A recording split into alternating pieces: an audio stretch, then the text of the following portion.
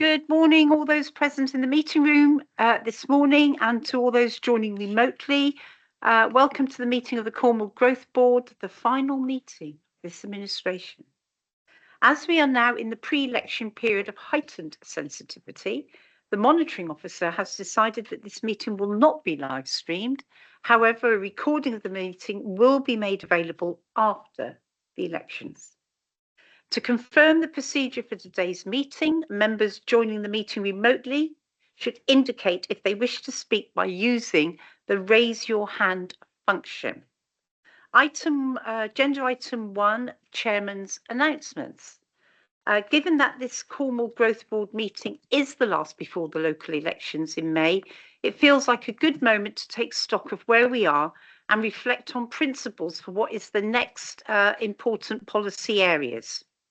We are considering today a report on investment into Cornwall's town and places that outlines what investments from a range of different funds has enabled us to achieve in terms of place shaping. The report also sets out principles for the continued work that is needed within a challenging and uncertain national funding context for place shaping. We all want to ensure Cornwall's places are supported to continue their regeneration and growth, and we'll continue to make the case for Cornwall's towns to receive funds that are made available for this purpose. Housing is, of course, a central element of Cornwall Council's place shaping and work and continues to respond to the new national planning policy framework and to develop a new local plan. Since the last meeting where we discussed the Year 4 SPF allocation for Cornwall and the Isles of Scilly, the Economic Prosperity Board met on the 27th of February and made a number of funding decisions that will ensure that investment into the priorities outlined in the Cornwall Good Growth Plan. Investment into Cornwall's distinctive sectors, 22.6 SPF allocated and 10.5 plus in distinctive sectors. Investment into Cornwall's core and foundational sectors to drive productivity improvements are 12 million plus.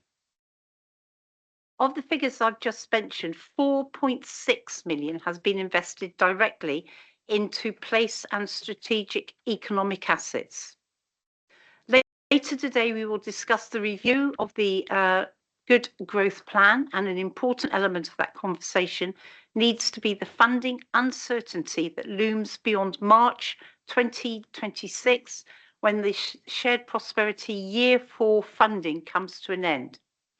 Continued engagement with government to make the case on how Cornwall can be supported by government in delivering its central missions is crucial. This work will be done in partnership with our Cornwall and Isles of Scilly Economic Forum, and it is a pleasure again to welcome Lord John Hutton, the Forum Chair, and also Emma Hunt, Chair of the Cornwall and Isles of Scilly Workforce and Skills Board, as our co-opted advisors to this board to help provide private sector input and guidance on the decisions that are being made. I would now like to invite the two chairs present to provide an update on the work of their boards, and I'll go to Lord John Hutton first, if I may. Thank you, John. Thank you, Linda. Since the last meeting of the Growth Board, the Economic Forum has met twice. On the 3rd of February, we met to discuss the development of the local plan and the interim policy statement, and our focus, as I'm sure you will all understand and appreciate, was on how this can be developed to meet the needs of Cornwall's business community, and that was a very productive conversation, and we look forward to more in the future.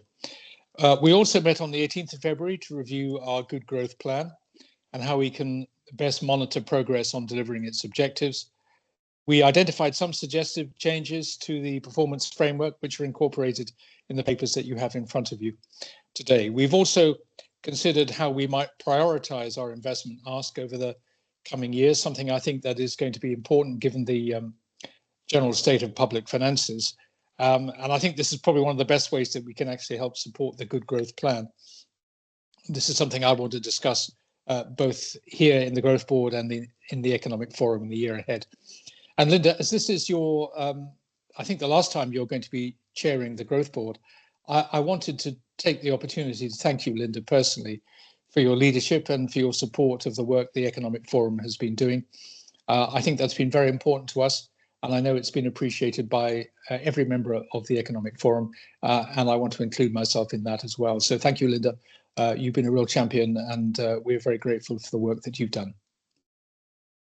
That's very kind, John, but our trust is put in you and the forum, because you need to help deliver what we need to achieve for Cornwall. So thank you for your strong voice as well. So look, can I now go over to Emma Humpley? Thank you, Chair. Lots happening in the Workforce and Skills Board, which I'm really pleased to report on.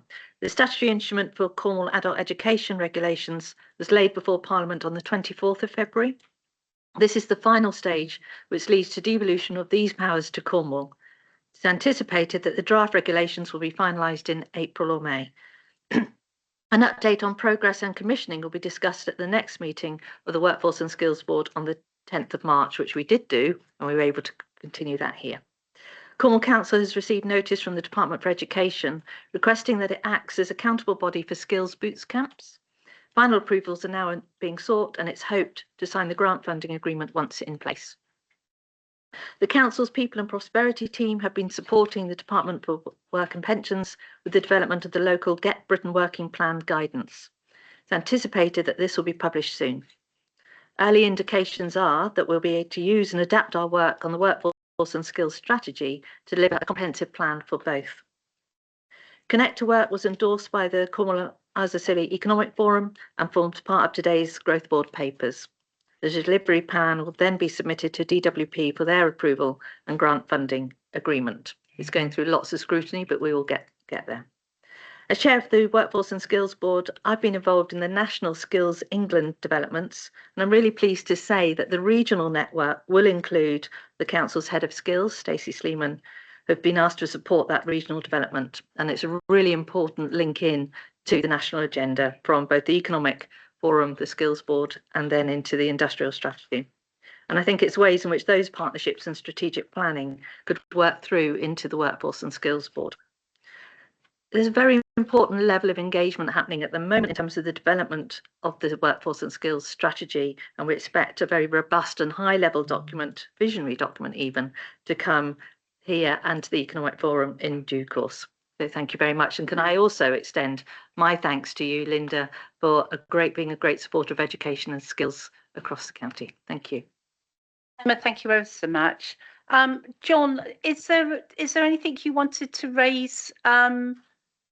This is the last one as part of our administration, but is there anything you wanted to raise to have considered for the next meeting of the new growth board? Because that will be under a different administration, or did you want to save yourself to see how it all pans out? Well, thank you, Linda. I mean, I think I just go back to what I said in my opening remarks. I think the Growth Board and certainly the Economic Forum are going to have to think very carefully about how we prioritise our investment sort of ask in the next 3 to 4 years. And I think at the moment we run the risk of asking for everything and maybe running the risk of getting not very much. And I think we've got to really focus our effort on the top economic priorities for us that will help deliver the good growth plan and maximise impact in the county. So I think this is probably something I think the Growth Board will need to look at in the future. Thank you, John. Same to you, Emma. Nothing in addition. I think likewise, it's a very big and challenging area in terms of skills development across the country and lots of policy changes. What we'll be keeping our eye on is not only looking at what that policy is, particularly in the summer with the post-16 white paper, but also be looking at the implementation of those policies. So we'll be keeping a very careful eye on that. Thank you. Thank you, Emma. Okay, so I'll move on to agenda item number 2 then, which is apologies for absence. No apologies received today. Agenda item number 3, declarations of interest. Nope, nobody's putting their hands up. Agenda item number 4, minutes of the meeting held on the 5th of February. In respect to those minutes that were held, do any board members have any comments on their accuracy? And I am going to be asking Councillor Monk to propose the minutes, and I'll be looking for Councillor Mould to second. Councillor Monk. Thank you, Chair. Happy to propose as set out. Councillor Mould. Happy to second, Leader. Thank you. Right, all those in favour? And those abstaining? And just for the record, David and I were not in attendance, so it's not that we're unhappy with you, okay? Thank you.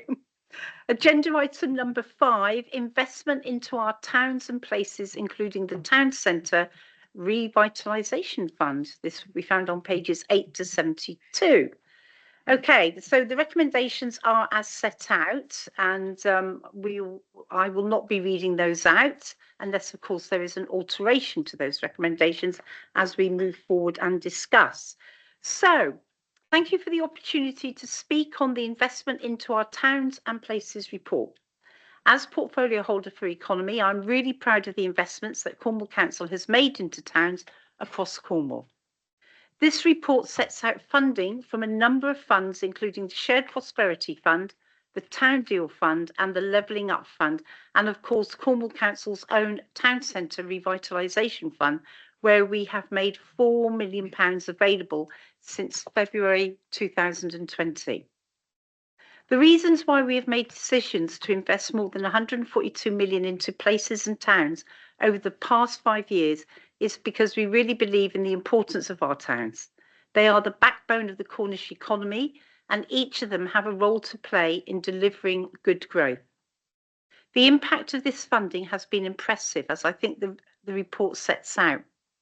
Cornwall is bucking the national trend of high street decline, with the Town Centre Revitalisation Fund breathing new life back into the city centres in all corners of Cornwall. It has supported places in a wide range of ways. Though the funding we have invested in local capacity to bring forward regeneration activity, the funding has supported towns to create long-term visions and put in place the right governance. We have also invested in activity aimed at increasing footfall and visitor spend, such as cultural events, parks and leisure amenity improvements, and the refurbishment and repurposing of individual or underused buildings. The Helston Gateway and the Creative Cluster in Penzance or Liscard Cattle Market are really good examples of where we have demonstrated Cornwall Council's ability to improve the structure and nature of town and places by bringing back those unused buildings into use and reimagining the economic potential of places within Cornwall. We have also seen the investment into large infrastructure projects, with the Cornwall Mid-Metro being the most obvious example of this type of investment. Through these investments, there have been important lessons that can help us continue to improve our future place shaping work, and I recommend to you that we agree on the principles for future place sharing set out in this report. And these include the appropriate governance model for place-based intervention, with differ depending on the scale, activity and desired impact. Increase the sharing of best practice across different places in Cornwall, and avoid duplication by establishing a framework of core features to be considered for future town investment programmes.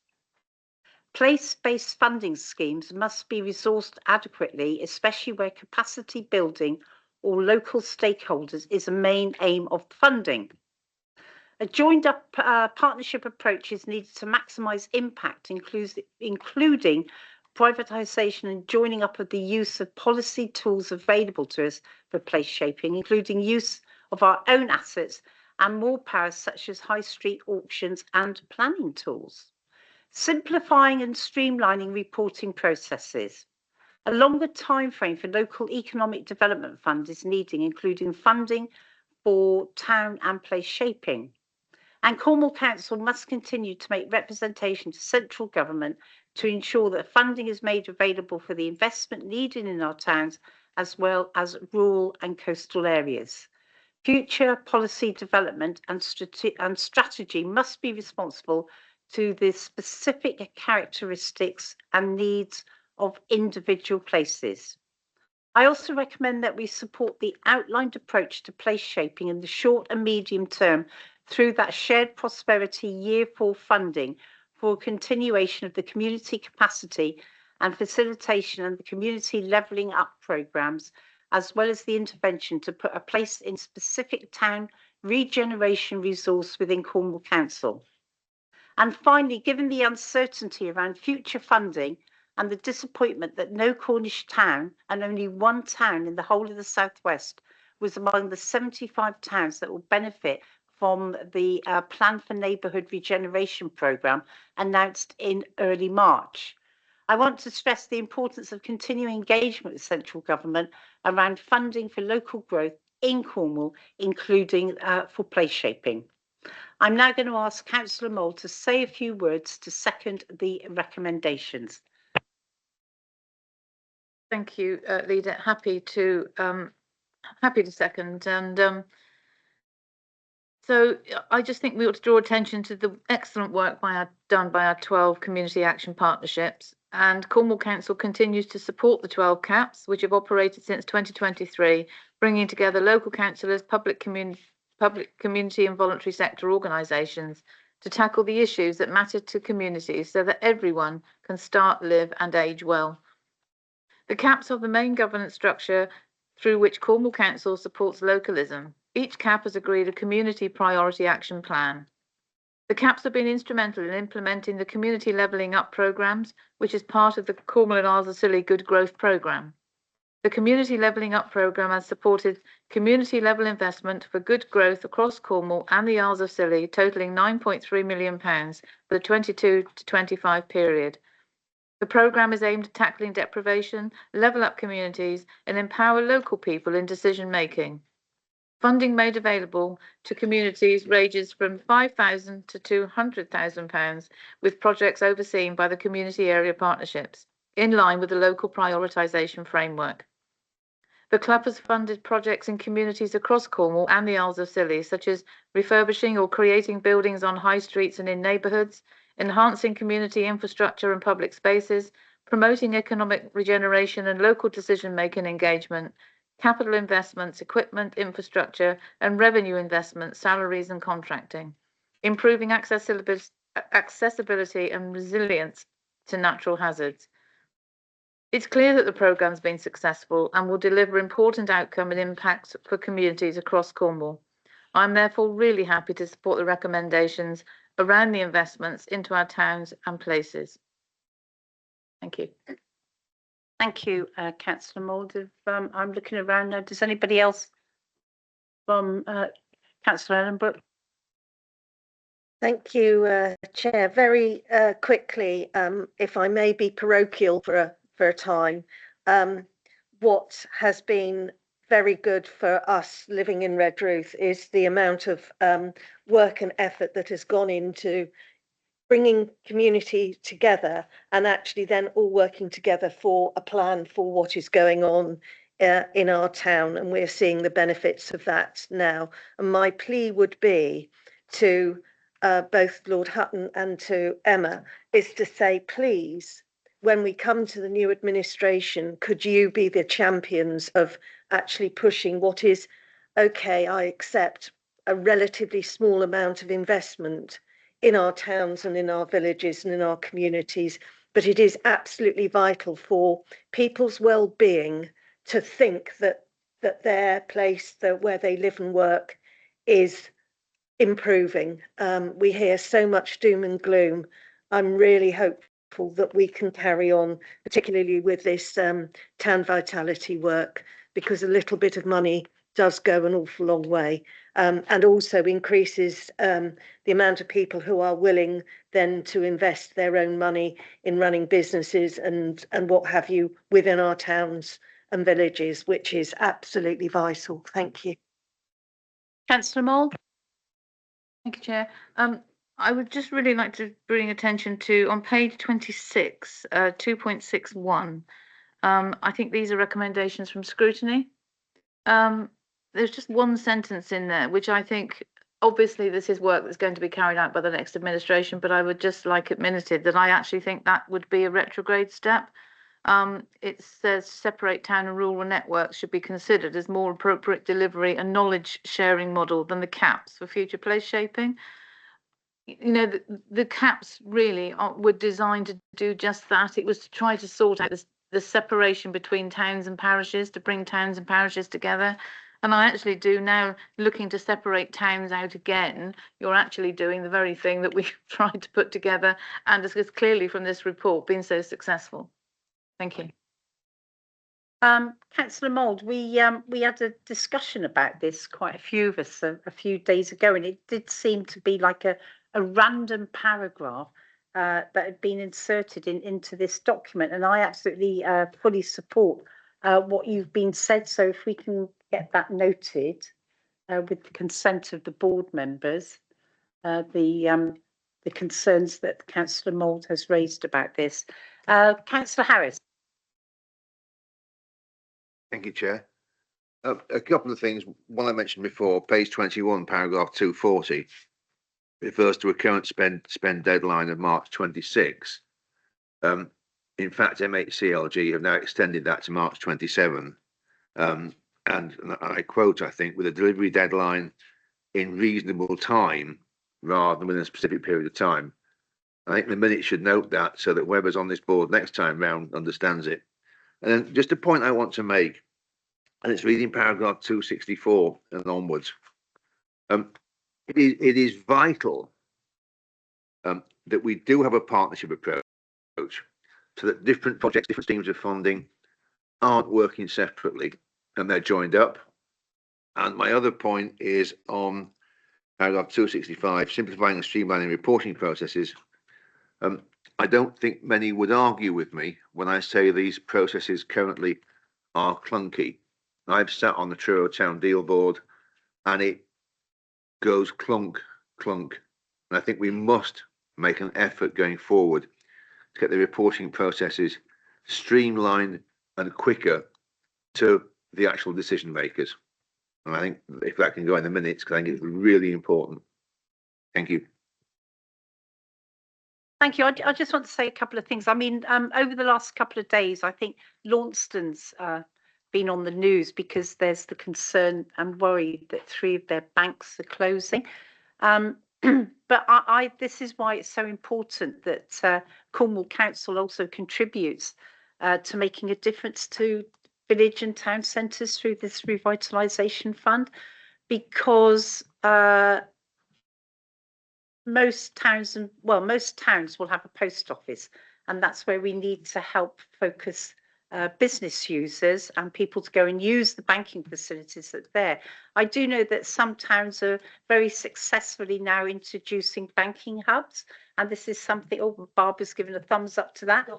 And I think this is important, where we need to be working collaboratively with the towns and parishes to help bring banking hubs in, because they are proving to be very successful.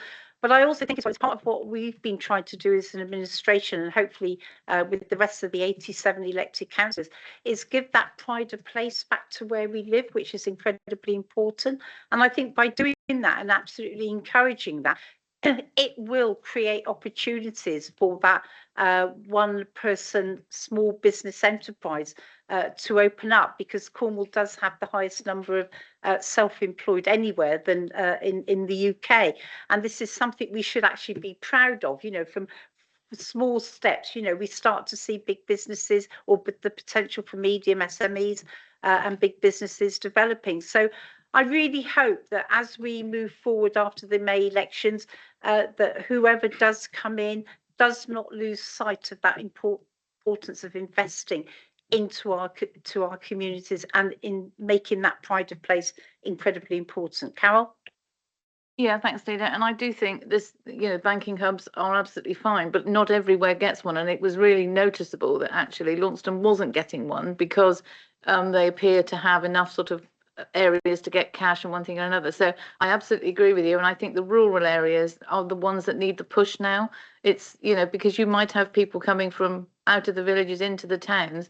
And whilst looking at a town in isolation, it may not want a banking hub. When you have got all the villages around it that look for a banking hub, the numbers do increase. So I do think there is still continued work to be done. And as I say, I hope the next administration will keep pushing, because we must be mindful of those 20% of people that don't always get into the digital world that we live in. Well made, Carol. I'll just bring in Emma and then I'll go to Ollie. Thank you. I'd like to accept Councillor Ellenbrook's challenge that we will keep this on the agenda, because healthy, vibrant places are also a really good place to study and learn, so at any level. So I will accept your challenge. Thank you. Councillor Monk.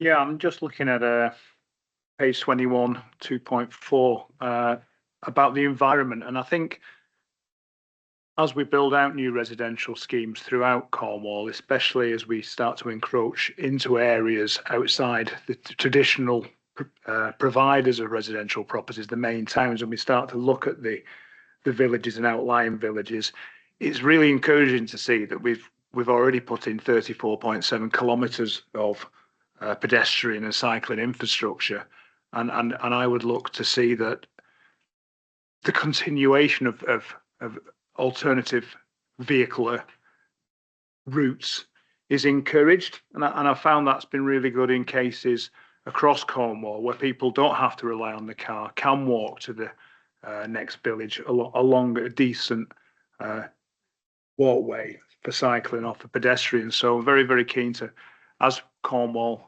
continues to develop, which we know we're going to have to do, like it or not, that the cycling and pedestrian infrastructure is increased to make sure that we've got safe access between our communities. Thank you.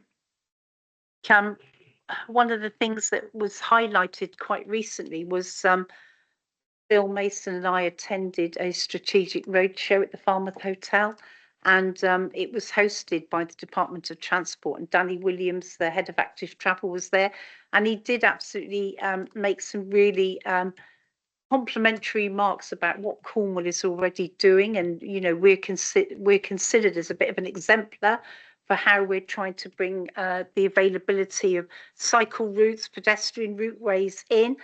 But I think there was about 60 to 70 people there, and I think one of the things, perhaps from Phil Mason's point of view as a strategic director, is perhaps being brave in the future and looking to plan very strategically for perhaps another garden village, so that we can absolutely look at the infrastructure that's going to be needed, to pick up on the point you've made, Ollie, to make it more accessible for people not to use their cars. Phil, I don't know if you wanted to come in at that point.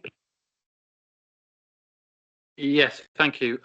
So it often gets played out, doesn't it, that Cornwall's not a place where you can easily walk or cycle. And I think at a certain level that can be true, because there are quite a lot of places and journeys that you often can't easily do by walking or cycling.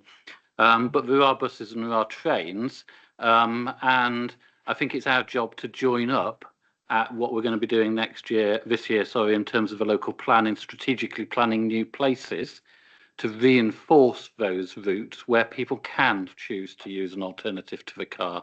So for me, it's always about giving people that active choice and making the infrastructure good enough so they can choose to take those routes. So conversations have already started around what does that look like in terms of where we place growth, and if we can place that growth in areas where it reinforces existing good linkages, and actually within towns as well, how we can connect up. And I know Councillor Monk has particularly been involved in the cycle link that's going in and it's flat along the cliff top, essentially out of the town centre of Newquay, and connecting up the growth area to the in terms of Nansledden. It's those connections within towns as well. So I think our focus shouldn't be on trying to solve every single problem. Our focus should be on where we can encourage journeys which can be taken by other means, and we will definitely pick that up in the next local plan. Thank you.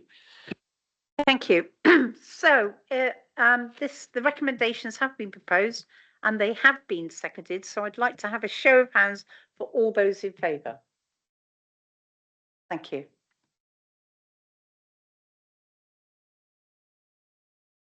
So let's move to agenda item number 6, which is the local plan update. This is the adoption of the interim policy position statement, update on the call for sites work and the progression of sustainability appraisal work.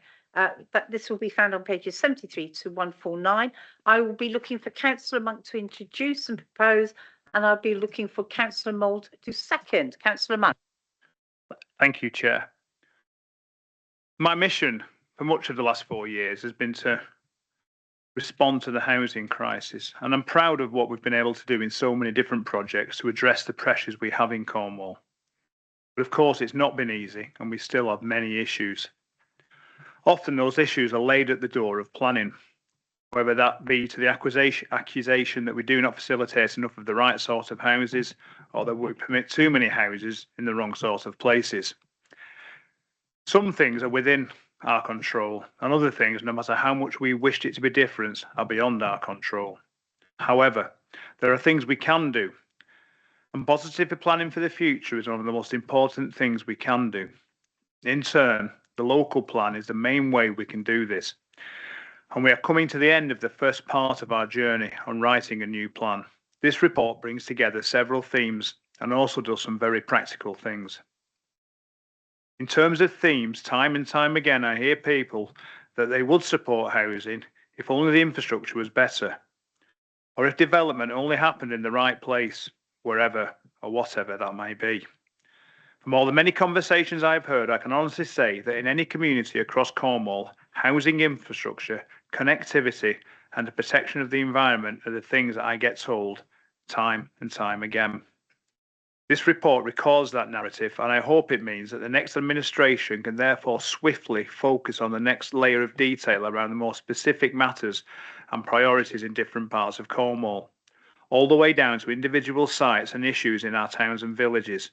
In this regard, I am particularly grateful for the input of our CAP chairs, vice chairs, CLO colleagues, and also the work of the Economic Overview Scrutiny Committee and the recommendations and input they provided from their meeting on the 14th of January 2025. The report also covers by necessity the work we must do in terms of legislative compliance, and that is important to make sure that there is a solid foundation when it comes to independent examination and challenge.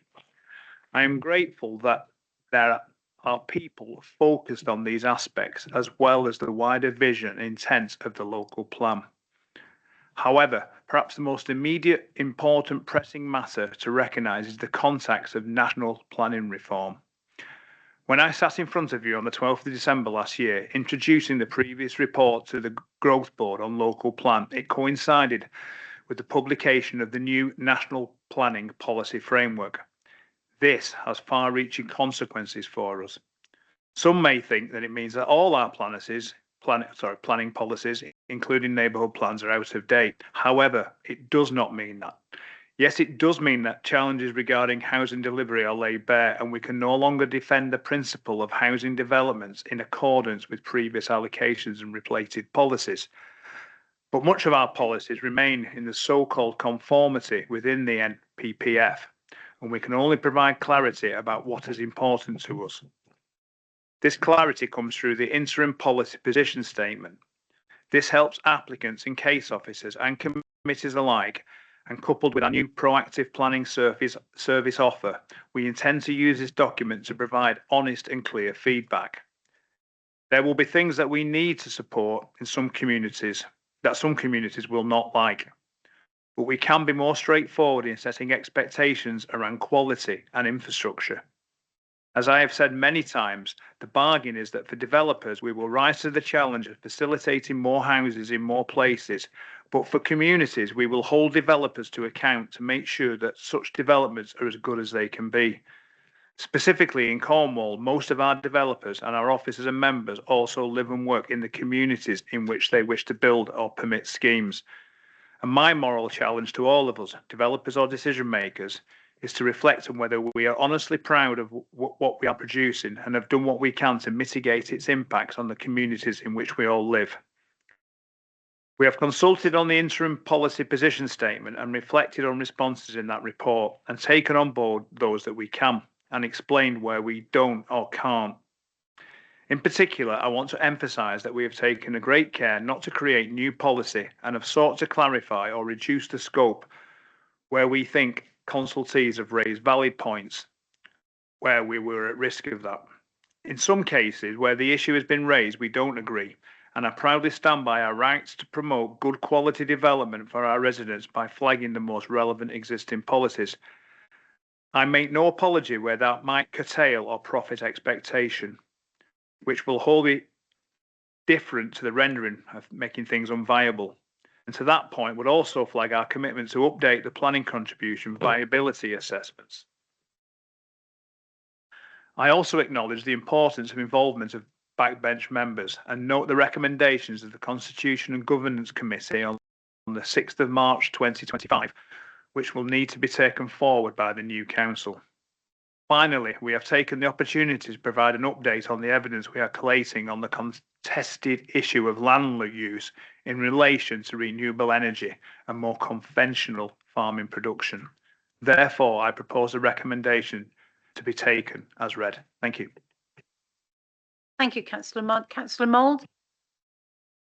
Thank you, Chair. This is a bit ad hoc for me because I don't actually have full speaker notes. So here we go. I've made some as I've been going along. Thank you. I absolutely would endorse everything that Ollie has actually said, because he is absolutely correct. It is infrastructure, it's connectivity that keeps coming back, and I think that our new local plan, the strategy around it and the consultation around it is absolutely vital, and I think it's got off to a really good start. And the recent changes to MPPF have made a big challenge to our parishes, and I just think it's so important that we carry on that consultation, and I absolutely take the point that it is the explanations that we give to our parishes and our towns about the applications that they have issues with that very often get these things over the line. And I think that it would, it really does need to continue, and I think it needs to be clear in our local plan that that is the process we will do. And as with any local plan and anything you do, engagement is the key to it, to getting a document at the end that you can be happy with. So I'm very happy. And again, going back to expectations, I think it's absolutely right. We do need to have to manage expectations, because we have to deliver the housing. We have to deliver it in the places that it's needed. And we have to fit within the planning framework that we are dealt with. It's a hand we have to deal with and rules that we have to abide by. So for me, the continuation of that engagement and explanations will get us over the line and bring everybody with us along the way. So very happy to second as set out. Thank you. Thank you, Councillor Mould. Ollie, I'm going to ask you this, and perhaps I should have just mentioned, how did we go with that call for sites out of interest? Thank you. So I believe the call for sites brought forward land that would ultimately result in around 10,000 homes. I think you can ask Adam to add that. I think the initial was around 10,000. Just going to clarify that, Adam. Yes, thank you, Adam. The initial estimate is about 30,000, but that's still a long way short of what the MPPF is expecting over the lifespan of the new council. So that's why the recommendations talk about looking for further targeted calls for sites, which links back to your new communities point as well. So as you can see, the initial call for sites has brought forward 30,000 homes. However, the new government targets are 4,400 homes a year until 2050. So you can see for that, the government has said we need to be building around another 60 to 80,000 homes. However, we've only identified through the call for sites another 30,000. So clearly there will be further concessions to meet the government's targets. That call for sites doesn't actually mean they had planning permission. No, absolutely not. It's about understanding what's out there. So it's I always describe it as a fishing net to see what's potentially available, and then there are a whole series of steps that work forward to ultimately allocations. but it's really important to remember that anyone can apply for planning permission on any site at any time. So it's not an entirely sequential approach just because something's trundling along in the call for site. Adam, thank you.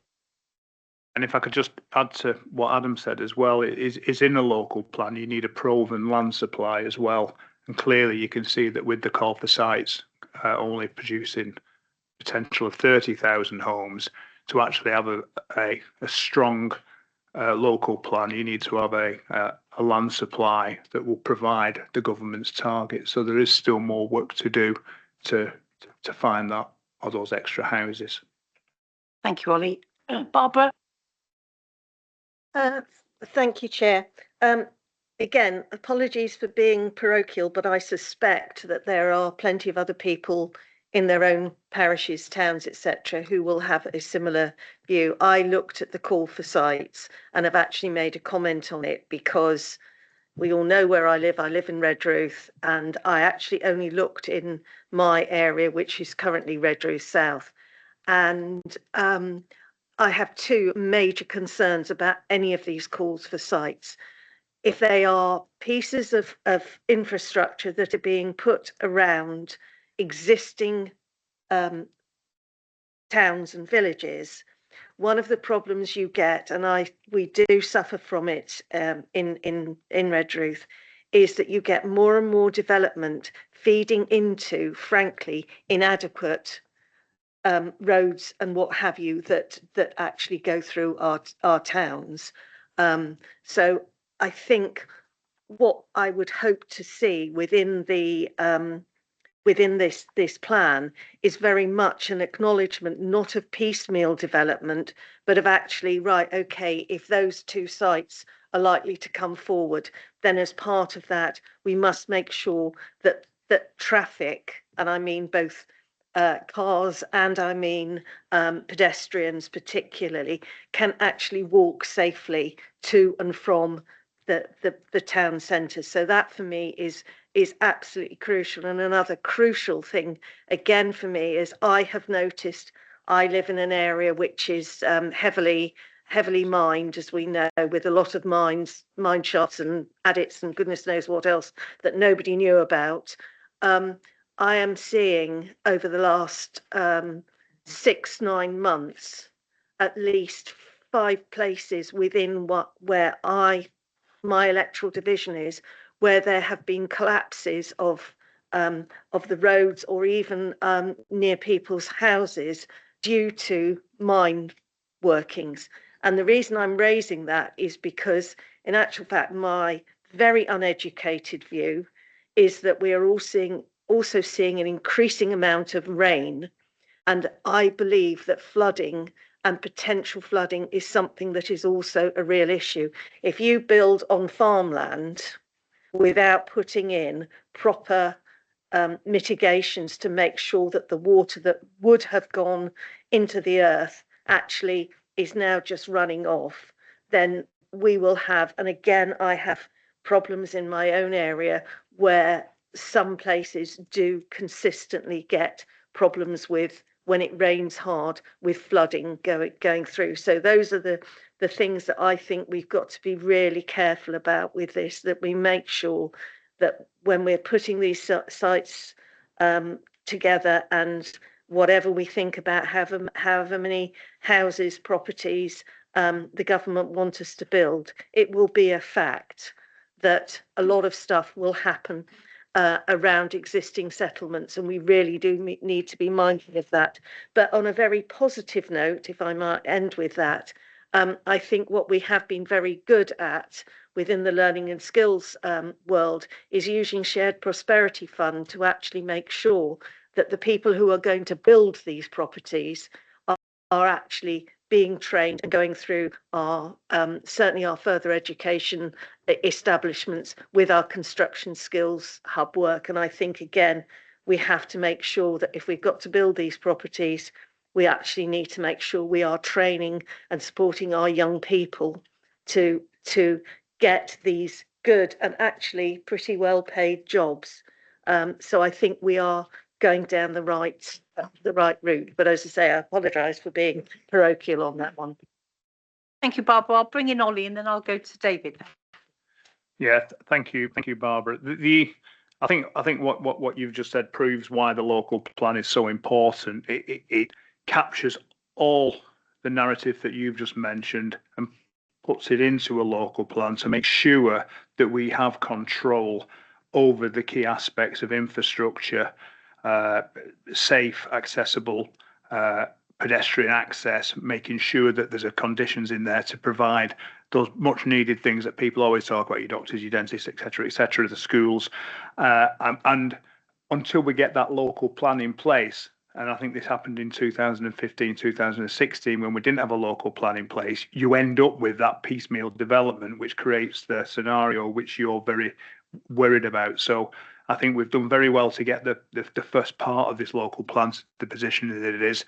It's for the next administration to pick up the baton and move it forward and get it in place with all those things that you just mentioned to make sure we get the right type of developments in the right places with the right infrastructure. Thank you. If I may, just before I bring David in, I think the point you've made about accessibility for people to get into where they want to shop, and it doesn't necessarily need to be by car, and we do need to be providing, cycleways and pedestrian routes. I think it goes back to the confirmation that Phil gave after the visit we had from the strategy, the transport strategy meeting that we had at Falmouth. So hopefully you picked up on the points that were emphasised there. So let me bring in David, please. Yeah, just on 2 points that Councillor Elliott, or rather 2 points on what Councillor Elliott was saying. In terms of skills training, we've put a lot of money into that by a shared prosperity fund, and it is absolutely desperate that we can carry on with this and get more money for this, because we have to remember you've got Devonport with the huge investment there coming on stream, and that will pull workers out of Cornwall. So we've got to be doing now, not in 2 or 3 years' time, this training to get people in. And you were talking about flooding locally caused by building on farmland and therefore nowhere for the water to run off. And I'm looking at Mr. Mason here. Is he paying attention? No. Oh, well done. Certainly at Langar, one of the things they're putting in is sustainable urban drainage systems, SUDS, not SODS for short. And presumably that would be something we should be looking at within our big plans to make sure we don't have this risk of runoff. I think we take our riparian responsibility very, very, very. It was a word someone sent me an email yesterday, and it was a word I thought, I'm going to use that at the first opportunity. You've used it, riparian responsibility. Slightly the wrong context. Very, very, very probably malappropriatism. Is it correct? There you go.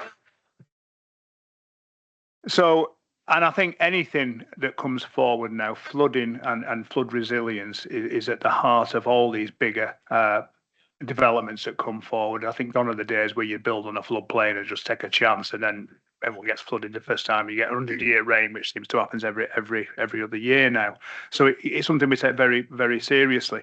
And I think that when I've looked around Nansled and the Dutchy developments a few times, and this has sort of reinforced my opinion that if you do it in the right way, you can build a new community that's not completely separate from the rest of the town. It enhances to the town and brings people into the new community and allows them to shop, access, and move around that community in a very, very sustainable way. So, and I think that's what we will see in Cornwall, because you can't just have independent housing estates built in the middle of nowhere. You need to ensure that you've got community support. You expand sympathetically the communities that already exist, while at the same time being persistent enough to highlight that you're building for that community. You're not building for people who don't live in that community or in that area specifically. And getting community buy-in is key to it as well, and that still remains a very difficult thing to do.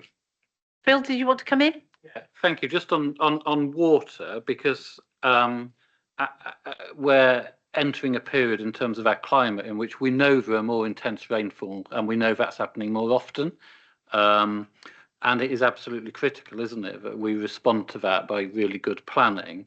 So as well as our riparian responsibility, which is that means that the landowner is responsible for dealing with the water that's on their land.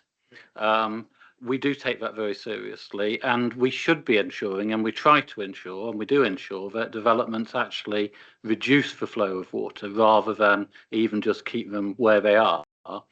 But what the point I was going to make is that you can do that in a way that actually enhances communities. So rather than what I would call the traditional way of you just use pipes and grids underground, what we should be doing is keeping that water on the top of the surface of the ground, in ponds and in swales and in areas that accumulate by a bridge to form water meadows, as is being done in Newquay. So you can use water really effectively, and you only have to go to the Netherlands to see how water enhances their environment to a really significant effect. So my view, and I know the team hold this view, is as part of the local plan as we go forward, keeping the water on the surface and keeping it in place for as long as possible, reducing those downstream impacts, is a critical part of how we do urban planning as we move forward. So we can do this well. We see where we can do it well. Langgarth's going to be another great example of where we do it well, but we need to make sure everybody does it to those standards as we go forward. So I'm looking at Adam, and Adam's nodding, so I'm pleased about that. Thank you.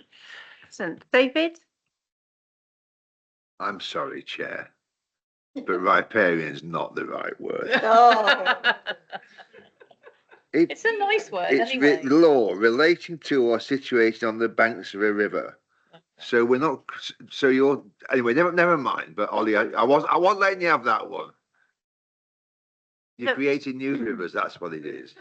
just going back to the point David did make about skills and the investment into the dockyard in Plymouth.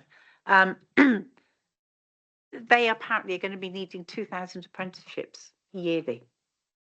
And we don't need to think too many seconds on the potential impact on the workforce within Cornwall. So the point that's been raised about the investment into skills is so important.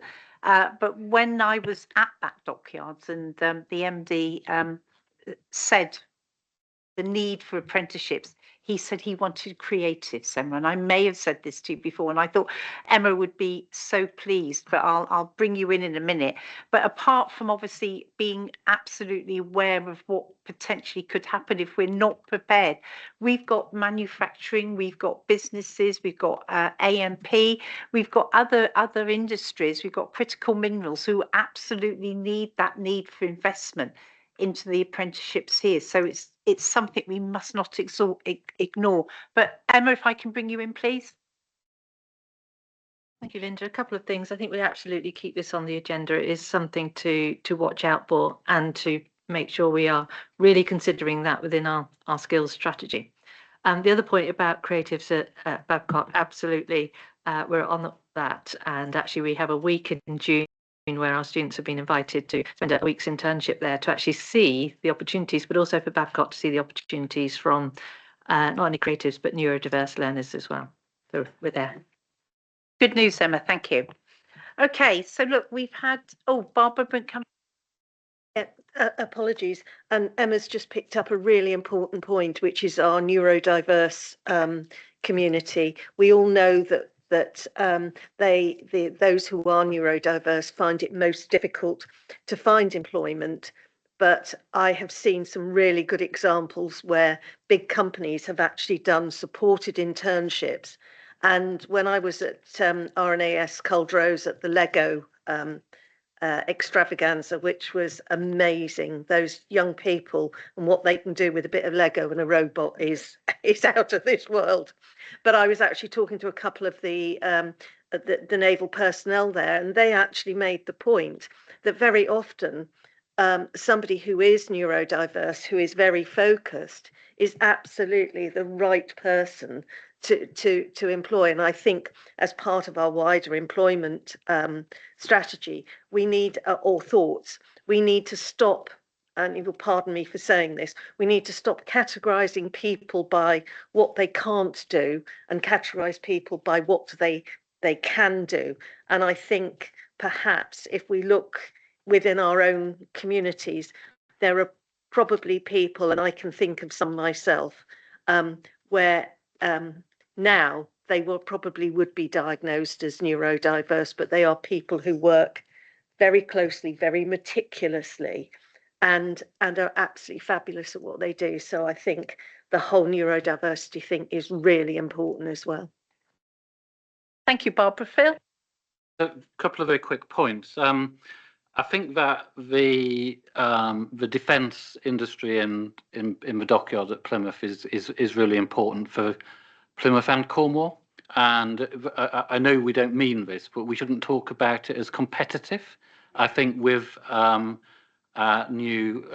relationship with a new strategic director in Plymouth, who is our current colleague, I think there's a real opportunity to build those relationships and do that in a coordinated way, because I'm feeling that the point we had before about connectivity, we've got a main rail link to Plymouth, and the towns such as Liskeard and Saltash and St Austell, where we do have communities who need better paid jobs.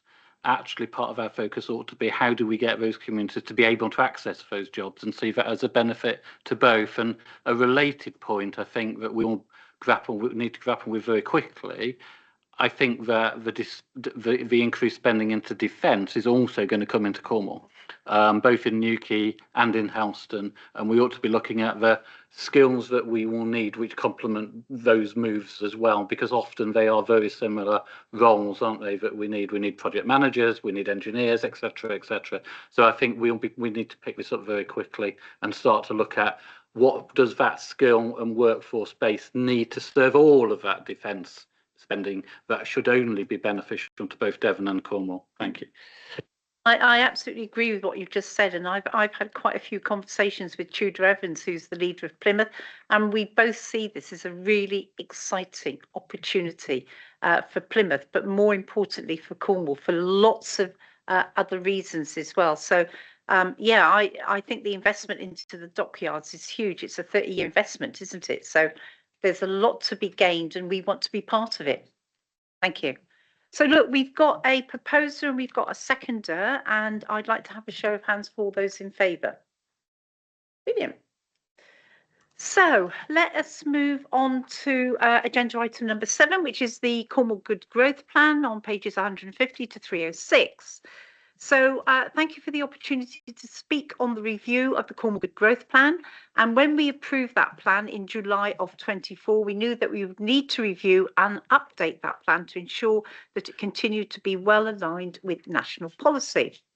A number of significant policy announcements have been made since the election in 24, which set out a national framework for local growth, including the UK Industrial Strategy, the National Planning and Policy Framework, the Get Britain Working Framework, the English Devolution White Paper, as well as sector-specific strategies, such as the forthcoming Critical Minerals Strategy, the UK Food Strategy, the Made Smarter AI Opportunities Action Plan, and the National Visitor Economy Strategy.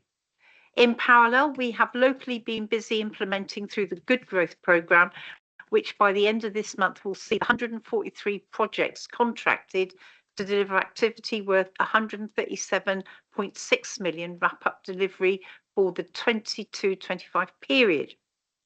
During this period, more than 65 million has been invested to support local businesses across 70 projects, including 80 million invested into strategic sector growth covering clean energy, critical minerals, space, as well as the agri-food and the visitor economy. We've invested 7.5 into the flow sector, 6.57 in critical minerals, and 15.85 million has been made available for research, development and innovation across the sectors. We have also invested more than 70 million into arts and cultural projects and more than 14 million into people and skills across 10 projects, 24 million into net zero and decarbonisation projects, as well as 9.5 nature recovery. I'm just going to have a pause in my scripted brief. You know, when I'm reading these figures out, it's absolutely amazing. the fund and the spend that we've been able to absolutely invest to, you know, really, really important sectors, business, project, culture, and I think we've spent to date very, very wisely. So I'm just going to say thank you to Emily and her team who was sitting there, because it's been a mammoth job. And at the very start of this, you thought, how are we going to spend all this money? But we're doing it quite well. So thank you, Emily. I'm going to go back to my scripted text now. So the Cornwall Good Growth Plan has been reviewed and updated to build on what we've already done locally and to take the new national policy context into account. This is a practice. It's a practice. It's Thursday, 11 o'clock. 11 o'clock. Thank you. Thank you. The Economic Forum and each of the sector subgroups that form part of the Economic Forum have been consulted as part of this process. I am confident that this reviewed version of the Cornwall Good Growth Plan puts us in the best possible position to continue to make the case for investment into Cornwall, such as the 28 million investment we saw from the National Wealth Fund into Cornish metals in late January. I am therefore recommending that we approve the reviewed Cornwall Good Growth Plan outlined in Appendix 1, as well as the proposed performance framework outlined in Appendix 2, which will allow us all to monitor progress and the impact of the Cornwall Good Growth Plan. Looking ahead to the 25-26 financial year, we know that the transitional fourth year of the UK Shared Prosperity Fund will be a key route for us to fund the economic vision outlined in the Cornwall Good Growth Plan. That SPF funding will allow the commissioning and continuation of valued growth services, and I'm therefore also recommending that we endorse a number of principles for the delivery of business support, sector development and inward investment to ensure that the commissioning and the Council's own delivery through SPF Year 4 funding is used as strategically as possible to pivot towards the vision for our local economy outlined in that Cornwall Good Growth Plan. Finally, I want to draw your attention to the Cornwall event strategy as outlined in Appendix 3, which has been taken forward as part of the early implementation of the Cornwall Good Growth Plan. The purpose of the event strategy is to use events strategically to foster good growth across the economy, learning from the past successes such as Cornwall's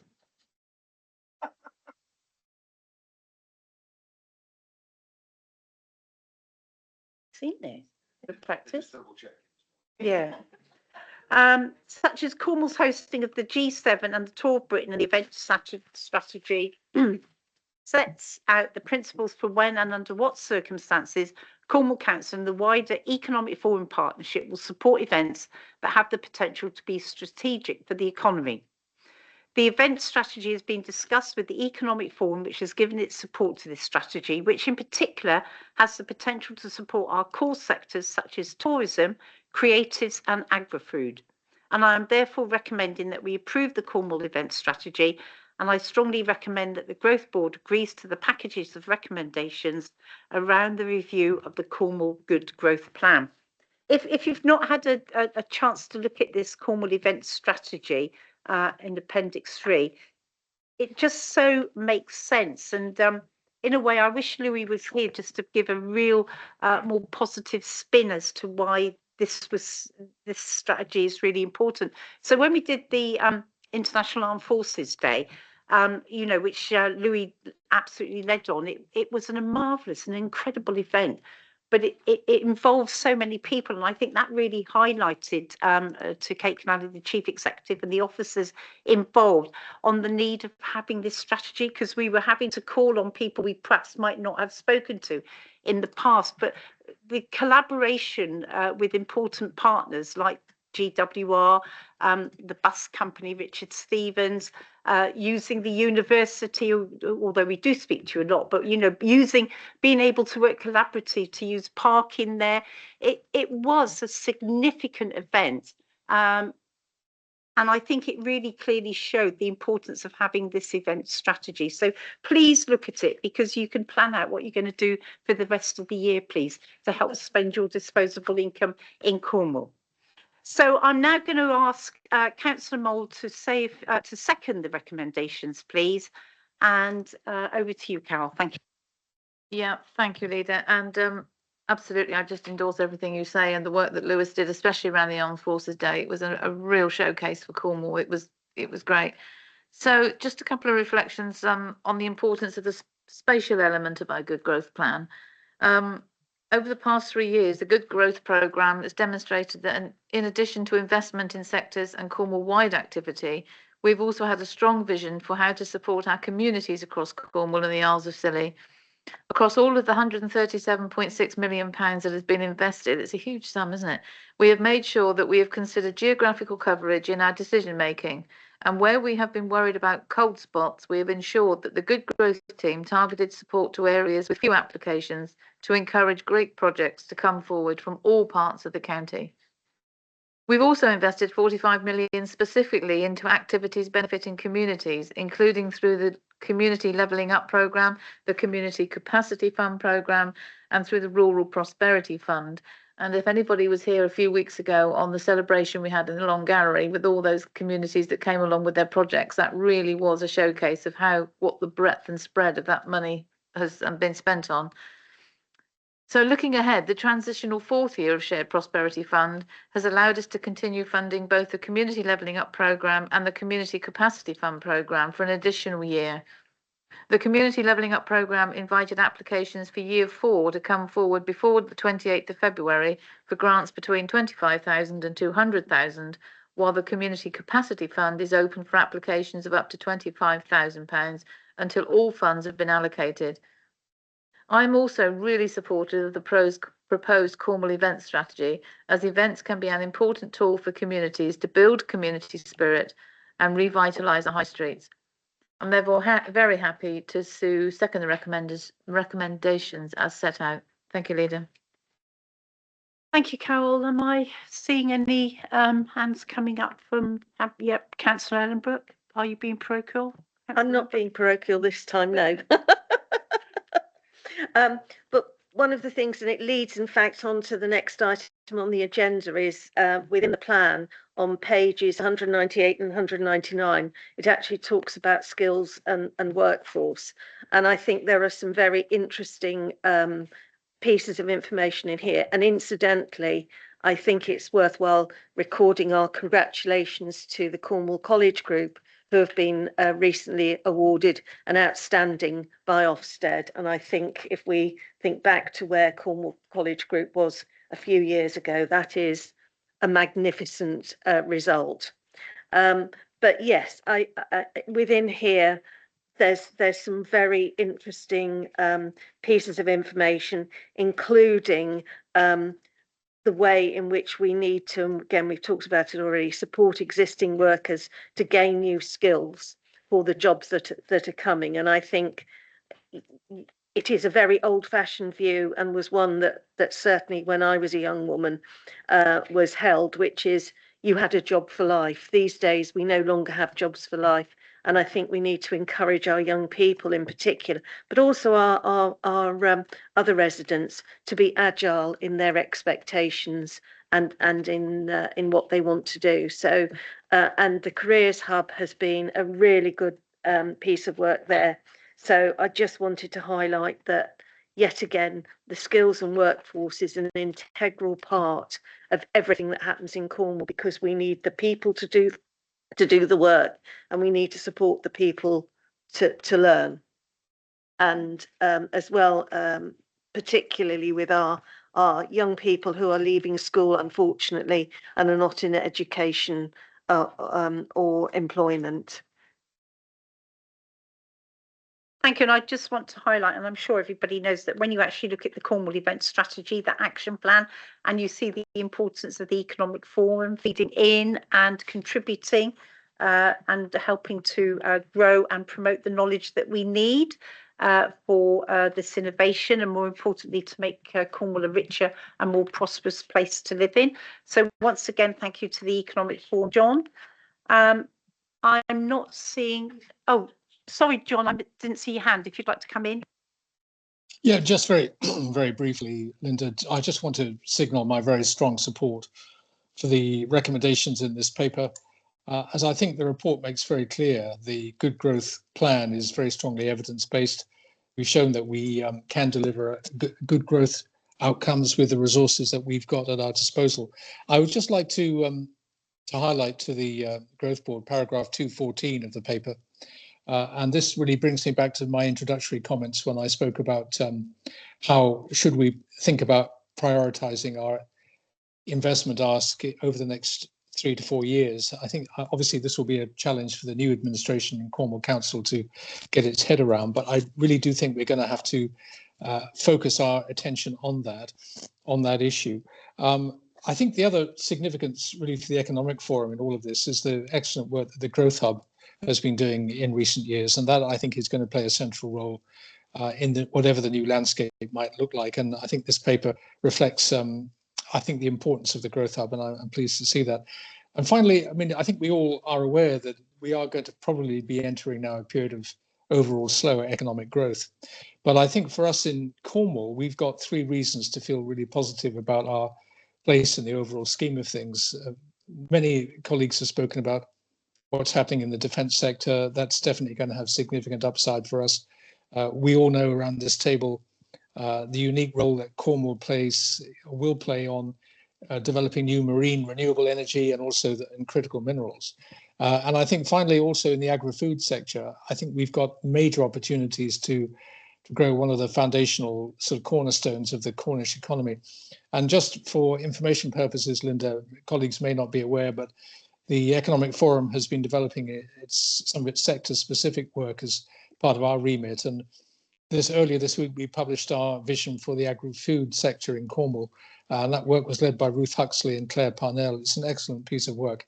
And I think really just goes to demonstrate the good work that has been done in preparing for the new future. In fact, when Jürgen Meyer, the chair of Great British Energy, was with us in Cornwall this week, he commented very favorably on some of the planning sort of decisions we've been making and some of the investment into planning that has gone on. And I think that's going to bear fruit in the years ahead. It is going to be quite a tough climate, I've no doubt about that.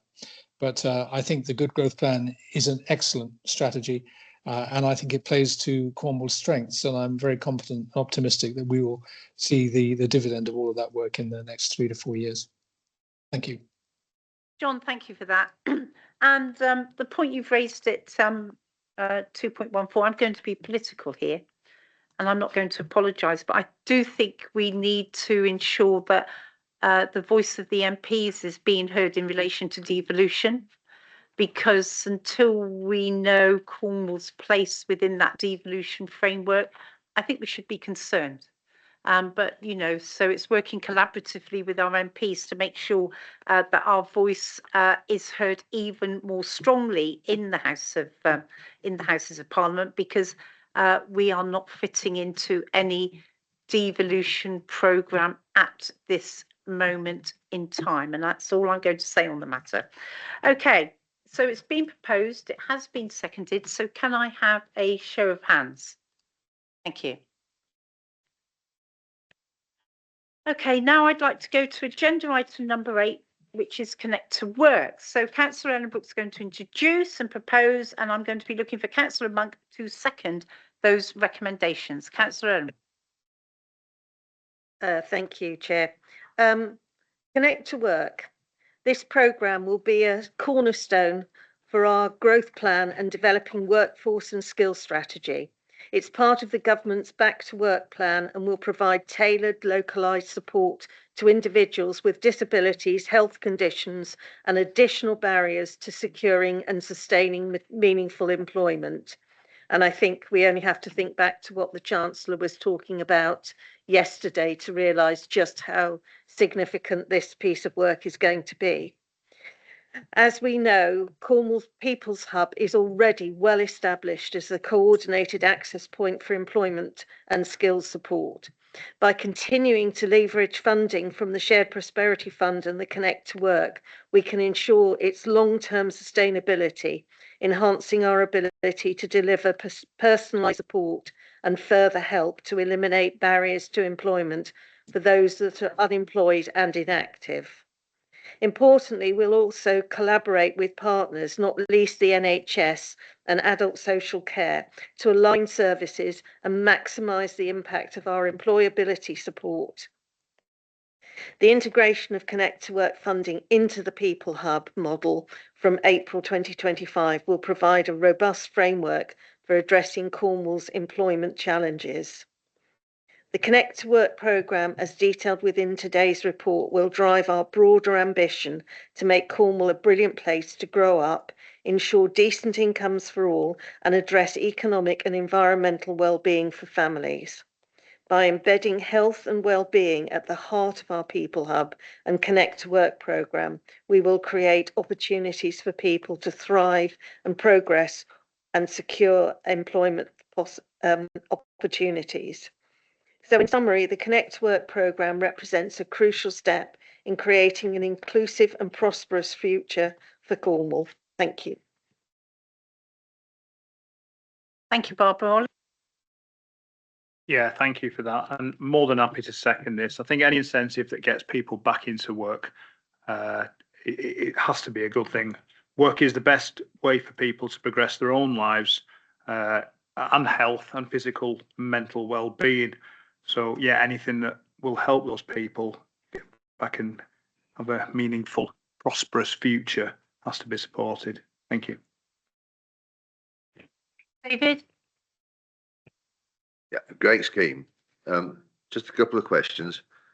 Page 338, you refer to the going out for expressions of interest from providers with a submission deadline of 28th of February. So the obvious question is, have you had a huge bunch of useful expressions of interest? At which stage you turn around and look behind you. I do. I do indeed. If you want to invite Stacey in. Stacey, can I bring you in, please? And congratulations. Emma mentioned that you've been, what was it, co-opted? Sorry, Emma. It's the Regional Network for Skills England. Well done, Stacey. Thank you. Yes, I think we had around 68 expressions of interest coming collectively across the SPF element of People Hub and Connect to Work. So that's just being run through at the moment. So we'll be able to update members as we submit the delivery plan to government on who those preferred providers are proposed to be.